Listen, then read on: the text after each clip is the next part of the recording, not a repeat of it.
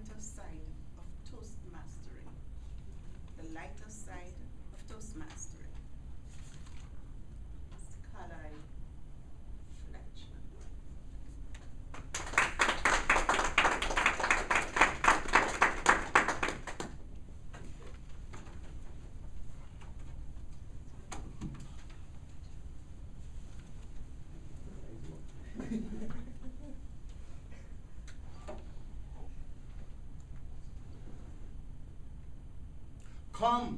Come, they say. Come to our meeting. You can come as a guest. Just sit, look, and listen. You would not have to say a word. Madam Contest Chair, distinguished judges, distinguished guests, fellow Toastmasters, would you believe at that said meeting, before it was true, in front of all those competent communicators, advanced Toastmasters, and all those great speakers, they had me standing up trying to tell them what I thought about their meeting? Can I trust these people? Come join, they say, and I did.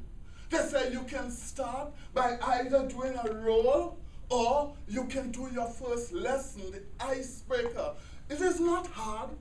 But I read in Russia they are using heavy steel machinery powered by atomic energy to break their ice.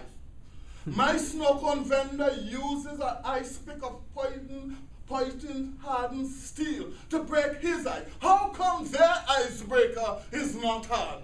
So I decided to play the role instead. My first role was that of our counter. They said, it's easy. All you got to do is sit and listen to all the ahs, ums, and fillers that you hear. And when called upon to give your report, stand up and say how many you counted.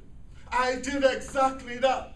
And when called upon, I stood up and told them I counted 432 ahs. The meeting, the general evaluator rushed over to my side, quickly followed by the Toastmaster of the meeting. How come you got so much, they said. I said that little jovial fella in the backyard, every time somebody said something slightly humorous, he would say, ah! Nobody told me that I should only count the speaker's ahs and not those of the audience. So back I went to my manual, and surprisingly I was moving along very nicely until the lesson vocal variety came up. Now my evaluator and our evaluators use the sandwich approach. Good on top, good below, but be careful of the poison that sometimes you find in the middle there. She said my speech was a monotone. She wanted me to speak in a high-pitched voice. And then she wanted me to speak down low. She wanted me to speak very, very, very fast. And then she wanted me to speak slow. If I had followed her, I might have sounded like I'm speaking in tongues, or I could have bit off a piece of my tongue. The next lesson that presented for me great challenge was my body speaks. My evaluator found that the only part of my body I used was my mouth, and as such she recommended that for my benefit that I redo the lesson. It almost ended my career, and it would have had it not been for my mentor, or should I say womentor, because they were both women.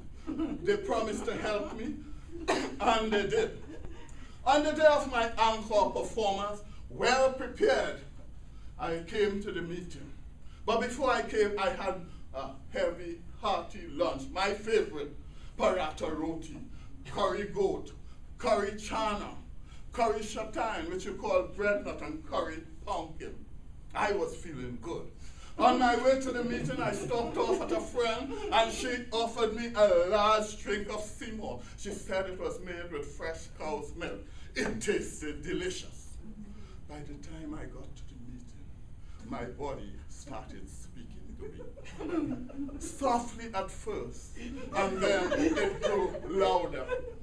By the time the Toastmaster of the meeting introduced me, my body was shouting at the top of his voice.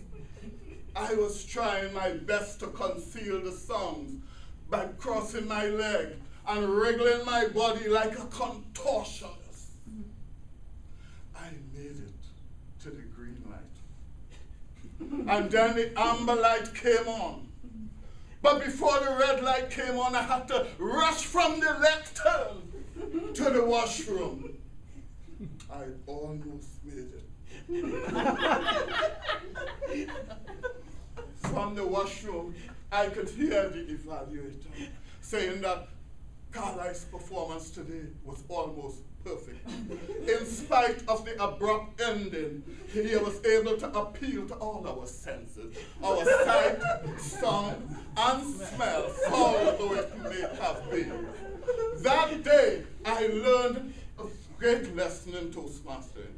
I learned that I must always use the 5 P's of Toastmastering. Proper preparation prevents plenty pollution. So now, whenever I am called upon to make a speech, I always come prepared. And I advise you to do the same. I've learned so much in Toastmastering. I have grown tremendously. When I joined Toastmasters, I weighed 125 pounds. Now I am 250 pounds without clothes and shoes.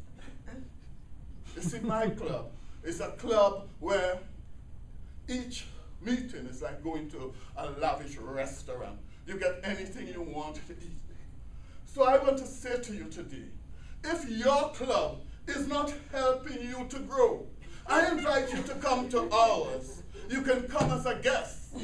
We won't ask you to say anything, Madam Contestant.